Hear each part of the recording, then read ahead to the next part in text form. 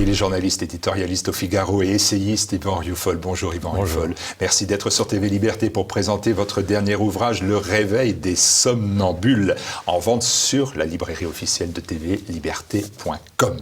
L'éveil des somnambules, c'est un ouvrage qui rassemble tous vos notes, tous vos billets éditoriaux depuis 2 ans. Et le premier des somnambules, c'est Emmanuel Macron. Et pourtant, lundi, nous enregistrons vendredi, vous avez salué le discours du chef de l'État au Mureau. Ce discours sur le séparatisme islamiste, je cite, « Reconnaissons au chef de l'État d'avoir mis fin au somnambulisme d'État face à l'islam radical. Applaudissons le discours. On vous avait quitté opposant féroce à Emmanuel Macron. On vous retrouve dans le rôle de turiféraire. » Ben oui, mais j'assume. Écoutez, le réveil des somnambules commence en effet par le réveil du président de la République sur un point particulier qui est celui de l'islam radical. C'est pas un point qui est banal, naturellement, parce que c'est quand même, moi je le situe quand même au centre aujourd'hui du grand malaise existentiel. Et donc je ne peux pas faire autrement que d'applaudir quand le président de la République nomme l'islamisme radical. Il parle d'islamisme radical, il aurait pu parler d'islam radical dans le fond, parce qu'un islamisme radical c'est un peu un pléonasme, mais enfin bon, passons là-dessus. Et quand plus précisément, il désigne comme étant les dangers pour la République, le wahhabisme, les frères musulmans et les salafistes. Je veux bien avoir l'esprit critique vis-à-vis de lui, je ne m'en prive pas, mais en l'occurrence, je ne peux qu'acquiescer à quelque chose que je demandais, d'autant qu'il va encore plus loin, c'est-à-dire qu'il décrit aussi ce que nous étions quelques-uns à décrire depuis maintenant des années et des années, c'est-à-dire cette survenue d'une contre-société, une contre-société islamique, musulmane, islamique, qui se reconnaît davantage maintenant dans les règles religieuses. En tout cas, si l'on en croit les sondages, vous avez un sondage de l'IFOP qui le dit, 40% des Français musulmans se reconnaissent davantage dans les lois religieuses que dans les lois de la République, et 75% des jeunes musulmans, 74% des musulmans de moins de 25 ans. Donc, il fallait décrire naturellement cette réalité, mais maintenant je ne suis pas non plus béat d'admiration devant le président de la République, je vois bien qu'il a dit les mots qu'il fallait dire, mais que maintenant il va falloir qu'il passe aux actes, ça c'est une autre affaire. Vous dites que si Emmanuel Macron a rompu le tabou donc d'un islam radical intouchable jusque-là, il n'a pas osé remonter, vous dites, à la source de son implantation en France, l'implantation de l'islam. Quelle est la vraie cause de cette implantation ? La cause d'une importation d'un islam qui nous était étranger jusqu'alors, c'est naturellement l'importation, c'est-à-dire l'immigration. La cause, si vous voulez aller au bout du raisonnement, il faut mettre en cause naturellement cette immigration de peuplement qui vient principalement aujourd'hui des pays musulmans et qui depuis maintenant 20 ans, 30 ans a consolidé cette contre-société, a consolidé des ghettos parce que la République a renoncé à intégrer une nouvelle civilisation. Et ce n'est pas mince, en effet, que de cohabiter avec l'islam, sachant qu'entre l'islam et les pays occidentaux, ça s'est jamais très bien passé. On n'a pas les mêmes valeurs culturelle, si je puis dire. L'islam, c'est la loi de Dieu, et la démocratie occidentale, c'est la loi du peuple. Entre la loi de Dieu et les lois du peuple, c'est pas la même chose. Et donc, si l'islam doit pouvoir être compatible avec une république laïque, il faut que l'islam se vide, en tout cas, d'une partie de ce qu'elle est, et singulièrement de tout ce qui est constitué par ce que l'on appelle la charia, c'est-à-dire cette dévotion, cette soumission à Dieu. Or, donc c'est compliqué, naturellement, pour un musulman, mais vous avez des musulmans qui y arrivent, qui respectent les 5 grands piliers de l'islam sans problème, et qui, pour autant, prennent leur distance vis-à-vis de la charia. Mais je crois que si vous voulez aller au fond des choses, il faut d'abord cesser cette immigration de peuplement qui devient naturellement indéfendable et déclarer la charia comme étant incompatible avec les règles d'une république laïque. Est-ce que le chef de l'État n'arrive pas à faire quand même le lien entre implantation de l'islam en France et immigration ? Je ne vois pas très bien où. Si vous pouvez me le démontrer, je veux bien. Mais moi, il ne le fait pas. Il ne le fait pas. Il ne le fait pas. Non, parce qu'il ne prononce même pas le mot d'immigration. Autant il a prononcé le mot d'islam radical, et encore une fois, j'applaudis quand il le fait, mais il n'a pas prononcé le mot d'immigration. Il n'est pas loin, parce que de mettre en cause l'islam radical, ça veut déjà dire tout de même que l'on passe outre cette accusation en racisme et en islamophobie qui était brandie contre ceux qui allaient trop loin dans la critique de l'islam. Quand vous parlez d'islam radical, vous critiquez malgré tout l'islam. Donc il s'est quand même émancipé, si je puis dire, de ce politiquement correct qui empêchait jusqu'alors de désigner cet islam radical dans ses excès au nom du racisme.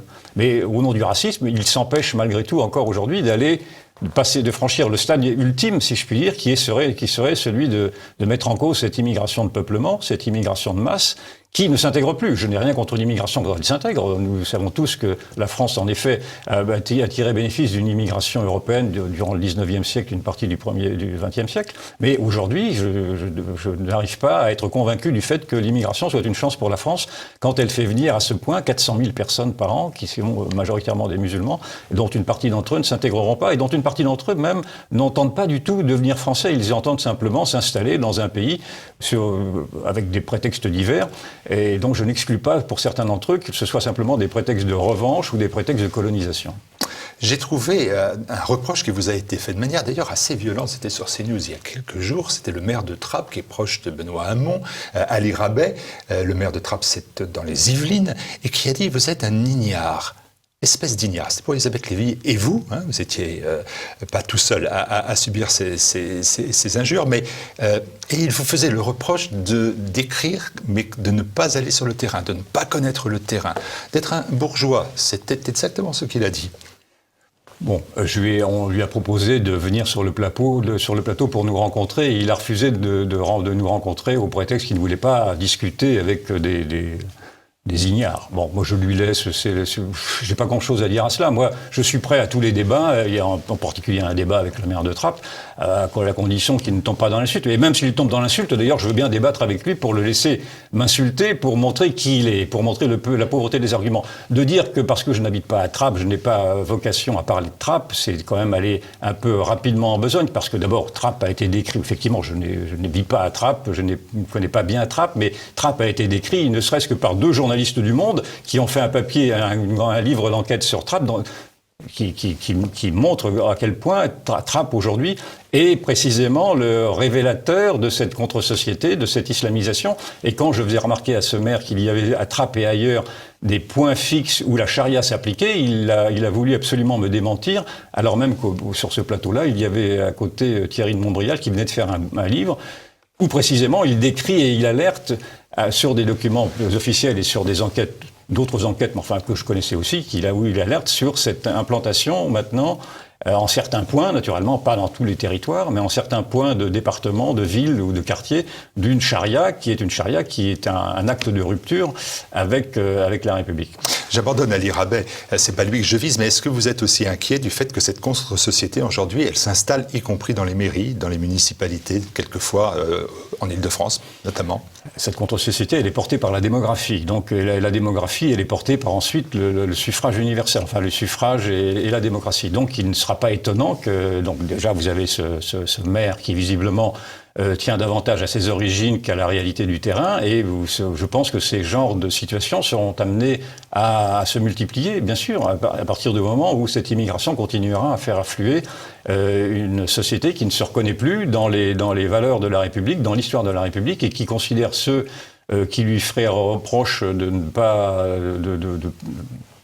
pas vouloir en tout cas s'assimiler et s'intégrer, leur faire reproche de n'avoir rien compris, d'être des ignares, d'être des je ne sais quoi, enfin les lots d'insultes qui nous sont réservés en règle générale par cette contre-société-là. Mais je ne veux pas aller beaucoup plus loin parce qu'il serait naturellement beaucoup plus constructif que l'on puisse avoir à débattre et à confronter ce maire et moi par exemple, mais ou d'autres, nos positions.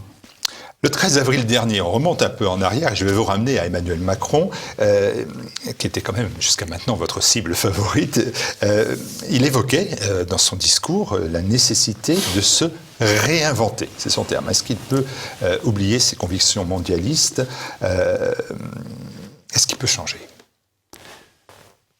Moi, je pense qu'il ne peut pas changer. On voit bien qu'il change, là, pour l'instant. Alors, son discours sur l'islamisme en est un exemple. C'est-à-dire qu'il voit bien qu'il s'est trompé tout de même avec son progressisme qu'il avait mis en avant au tout début de sa candidature et qu'il opposait au populisme, en laissant même comprendre que les populistes, donc ceux qui décrivaient dans le fond des réalités qui mettaient en péril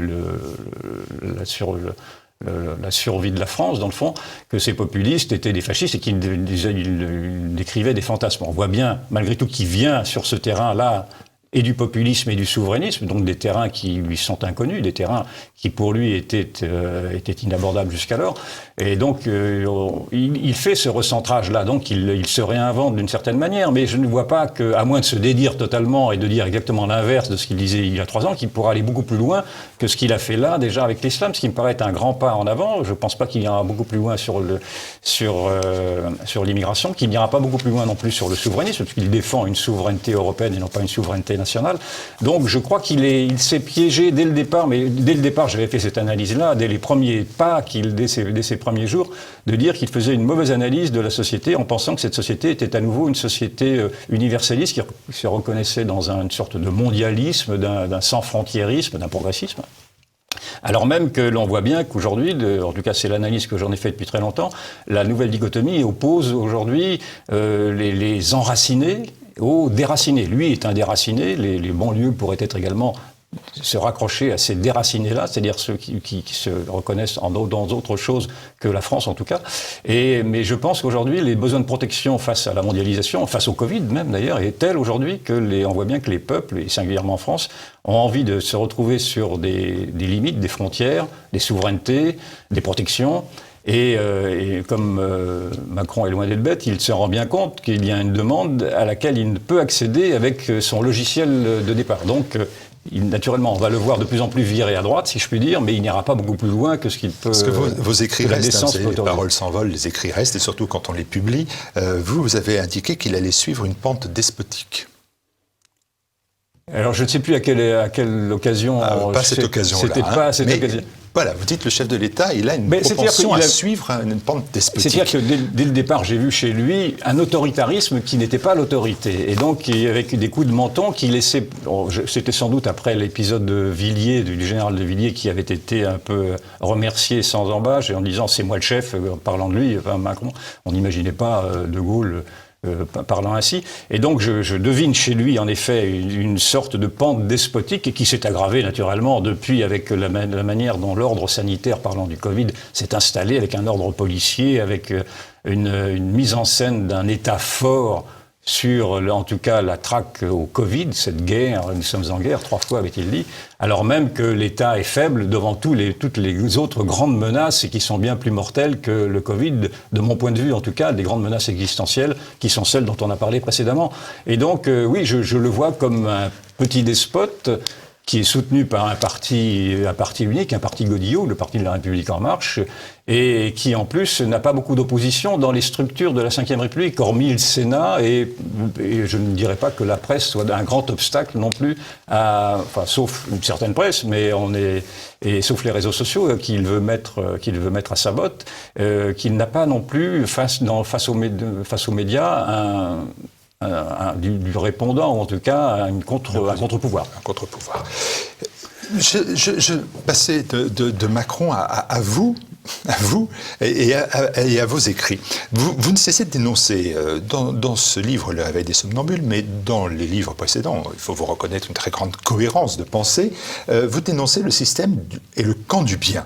Et je me suis dit, est-ce que c'est pas à force, à l'aune de cette grille de lecture, que vous vous mettez à soutenir des causes pour ne pas apporter votre soutien à ce fameux camp du bien. Par exemple, vous soutenez Trump, n'en déplaise à la basse-cour médiatique. Trump est un des dirigeants qui a le mieux compris son époque dans une envolée lyrique.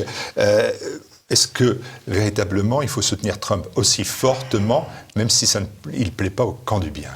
Si j'avais vraiment à m'opposer systématiquement au camp du bien, je serais donc dans le camp du mal. Je ne tiens pas du tout à être dans le camp du mal. Malgré tout, je ne suis pas masochiste à ce point. Mais vous avez raison. Je désigne le camp du bien parce que ça a été une formule qui a été agréée par tout le monde et qui est celle qui entend désigner cette gauche humaniste, humanitariste qui donne des leçons de générosité, mais qui se replie elle-même sur des petits entre-soi, etc. Donc avec une grande hypocrisie. C'est ça que je dénonce quand je dénonce le camp du bien. Ensuite, quand je prends la défense de Trump, j'ai toujours effectivement, ma pente va toujours à ceux qui sont attaqués d'une manière trop systématique et trop injuste de mon point de vue. Et je vois bien les défauts que l'on peut reprocher à Trump, je vous rassure tout de suite, ce n'est pas du tout avec lui que j'irai passer des vacances. Mais j'estime que d'abord que la somme de critiques qu'il reçoit est totalement exacerbée, et en plus avec un unanimisme médiatique qui me fait dire que les choses sont plus compliquées. Et parlant du personnage politique plus précisément, je trouve que Trump a fait la bonne analyse des grands phénomènes de société. C'est-à-dire que quand Trump dit je fais la politique du 21e siècle, et quand il oppose les mondialistes, alors lui c'est ça, c'est son truc, il oppose les mondialistes aux patriotes, ça revient un petit peu à ce que je vous disais entre les enracinés et les déracinés, c'était ce que je proposais, lui il propose ça, c'est un peu, dans le fond, c'est un peu la même chose, on parle le même langage. Oui, vous avez des accents même barésiens, il est dans le sens de l'histoire qui oppose les déracinés aux racinés. Voilà, c'est ça, c'est ce que je viens de vous dire. Je pense qu'il est dans le sens de l'histoire. Alors on verra bien, peut-être que le sens de l'histoire le fera peut-être perdre, et dans ce cas-là, je serai naturellement mon raisonnement à chat de prat, mais je pense que pour l'instant il est dans le sens de l'histoire parce que vous vous rendez compte que partout dans le monde aujourd'hui, et pas simplement aux États-Unis, mais en Grande-Bretagne, mais également dans les pays de l'Est, dans les anciens pays de l'Est, et en France aussi, vous avez un réveil identitaire, un réveil, des nationalismes, mais je ne prends pas le mot de nationalisme comme étant péjoratif, je ne vois pas dans les nationalismes une cause à des guerres, je pense que les guerres maintenant sont portées par des multiculturalismes, et donc je vois que l'analyse de Trump, même si elle peut paraître outrancière, et elle est répercutée comme étant outrancière par des médias qui se copient entre eux, mais qui ne veulent pas voir, au bout du compte, quels sont les ressorts populaires qui portent ces personnages-là. Je pense qu'il a raison, en effet, de mener ce nouveau concept qui est celui du conservatisme national. Je crois beaucoup à ce concept du conservatisme national. Alors, autre combat contre le camp du bien, c'est le combat pour le docteur Raoult. Il est attaqué par le système, donc on prend sa défense, même si finalement il est un peu dans le système. C'est un grand scientifique, il était au conseil scientifique d'ailleurs au départ. Donc vous soutenez finalement quelqu'un qui était aussi dans le système, qui se révèle bien évidemment ensuite, et là vous le soutenez mordicus. Et avant d'être journaliste, j'ai failli être avocat. Donc sans doute, est-ce que j'ai encore en moi ce besoin de vouloir défendre ceux qui sont, comme je vous l'ai dit précédemment, ceux qui sont attaqués d'une manière trop véhémente et d'une manière trop injuste. Donc sur le professeur Raoult, d'abord, j'observe que c'est quand même une sommité dans sa matière. Donc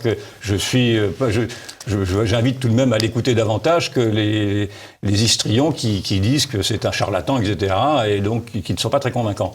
Et d'autant plus que je trouve toujours intéressant de savoir pourquoi est-ce que l'on veut absolument faire taire le professeur Raoult quand il nous dit que cette épidémie n'est pas si grave que ça, quand il se met en opposition à cette stratégie de la peur, à cette stratégie de la panique qui a été développée depuis le départ par le pouvoir. De mon point de vue, alors peut-être parce que lui-même, ce pouvoir craignait naturellement cette épidémie, mais aussi dans cette façon de vouloir instrumentaliser une autorité qu'il n'a pas par ailleurs. Et donc j'ai trouvé intéressant que ce soit cette sommité qui dise que cette peur était artificielle pour partie, que cette épidémie n'était pas si grave, et il semblerait qu'elle ne soit pas si grave si l'on en fait le bilan des morts à la fin 2020.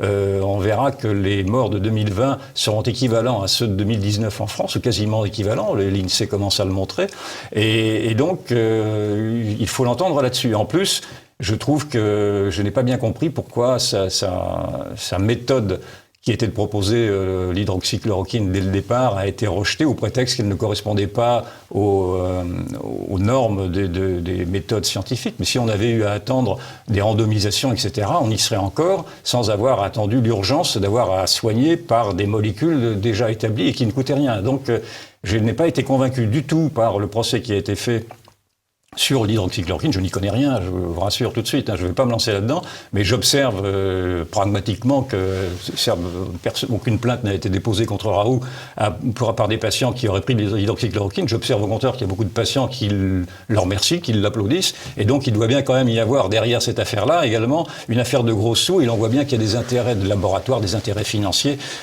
qui nous dépassent, mais dans lesquels il y a tout intérêt pour la Big Pharma, pour l'industrie pharmaceutique, à faire prévaloir des molécules nouvelles qui permettraient naturellement d'arrondir les fins de mois. Alors dans l'ouvrage, par contre, il y a quelque chose que vous connaissez bien, c'est la gauche.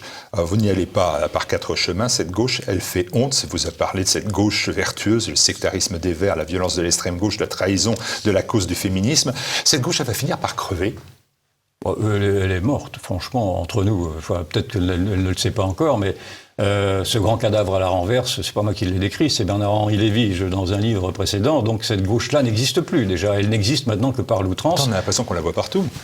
Vous la voyez partout parce qu'elle est encore portée par une partie des médias, et singulièrement des médias de l'audiovisuel public, qui appartient encore à cette gauche-là, mais je ne la vois plus, en tout cas dans les débats. Elle ne produit plus d'idées. Vous direz que la droite n'en produit plus beaucoup non plus.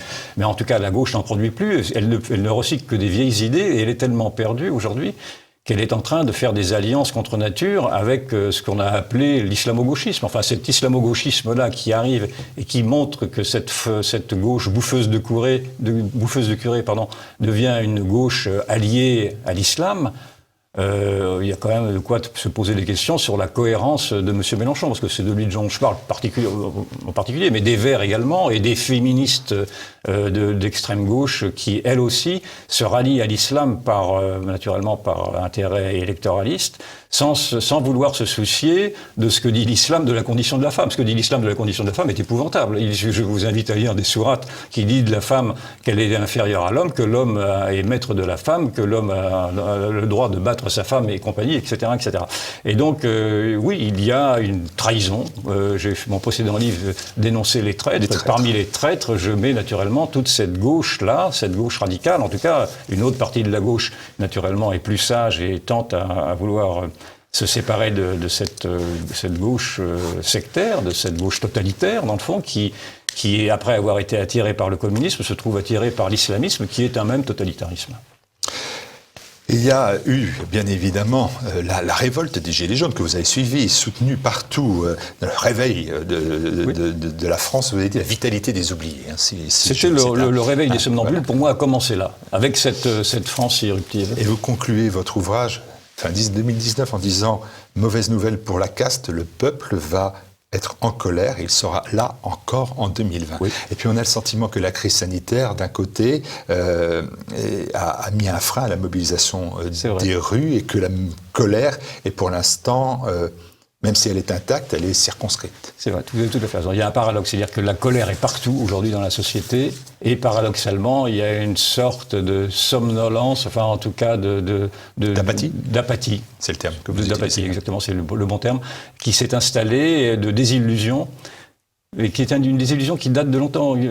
J'ai retrouvé, je ne l'ai pas dans ce livre-là, mais il y avait une note des préfets qui avait été donnée en 2004, dans laquelle les préfets mettait en alerte le gouvernement sur la démobilisation générale des Français tels qu'ils les percevaient, en disant que les Français ne croyaient plus en rien. Et effectivement, ils ne croient plus en rien, surtout pas en la démocratie.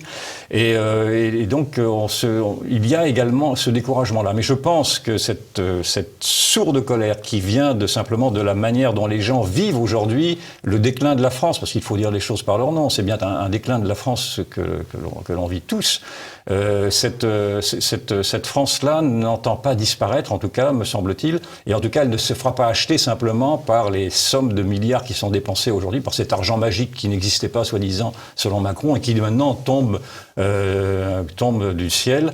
Et je pense que ça ne suffira pas à acheter la colère sociale, et moi, je fais confiance, en tout cas, à ce peuple-là, au peuple de la France, au peuple français, pour reprendre son destin en main, mais simplement, j'observe que le mouvement des Gilets jaunes, en effet, s'est épuisé parce qu'il n'avait pas il n'avait pas de doctrine, il n'avait pas de leader, il n'avait pas de slogan, il était bordélique, pardon de dire le mot.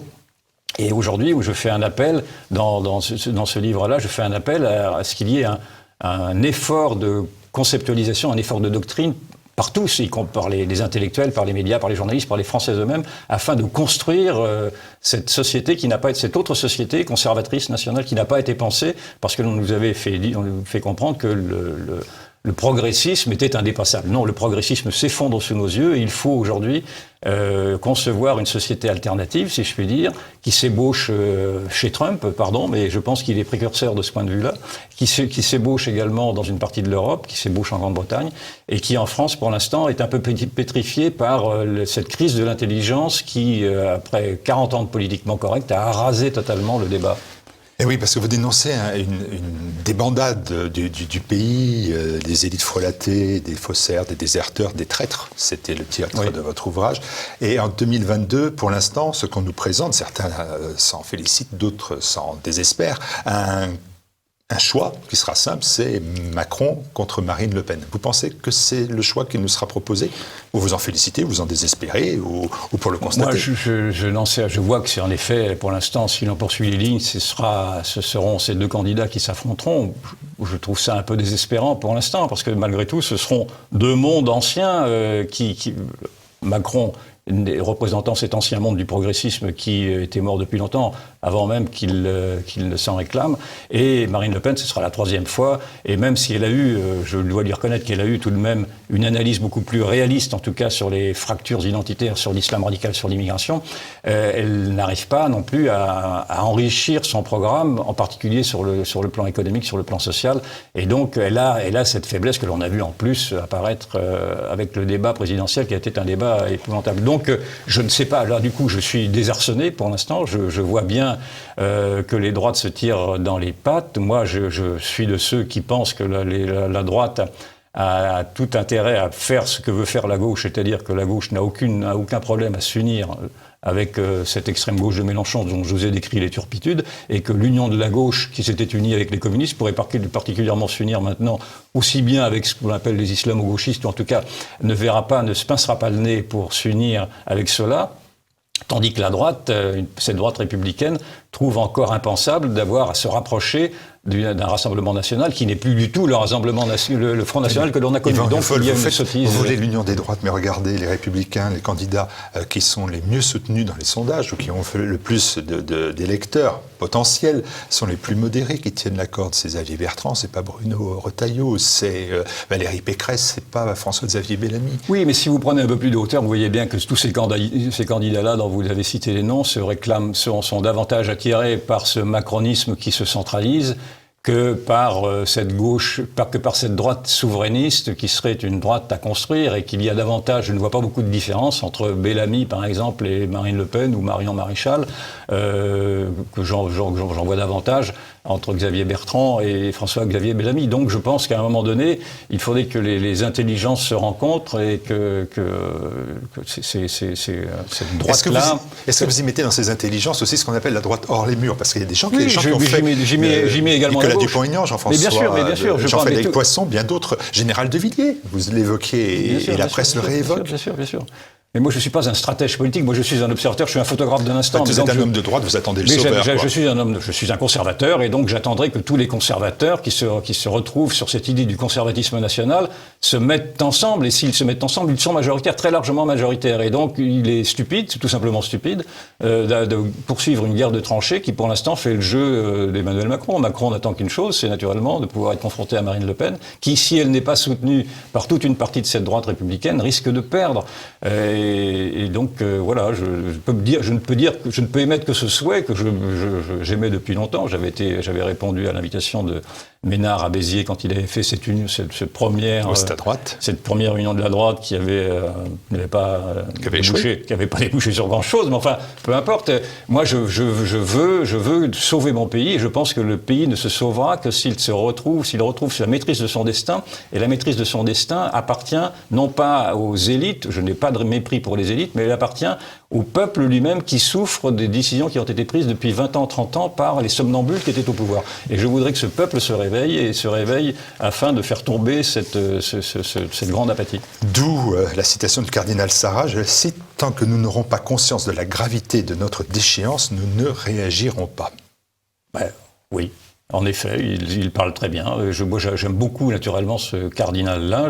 Il me rassure sur ce que je peux entendre, d'autre part, de la part du pape François, qui, lui, me semble n'avoir rien compris, effectivement, au grand malaise identitaire des peuples, et singulièrement des Français, quand il fait encore très récemment, dans sa dernière encyclique, l'éloge de l'immigration, des frontières à abattre, et quand il est virulent, méchant même, avec ce qu'il nomme être des xénophobes, c'est-à-dire parlant des peuples des plus démunis qui craignent pour leur insécurité culturelle. Oui, je prends le cardinal Sarah, me semble plus sensé, en effet. Voilà, le réveil des somnambules, il y en a de ce réveil. Merci beaucoup, Yvan Rioufol. Et le livre est sur la boutique officielle de TV Liberté, sur le site tvliberté.com. Vous pouvez l'acheter dès maintenant. Merci à vous. Merci.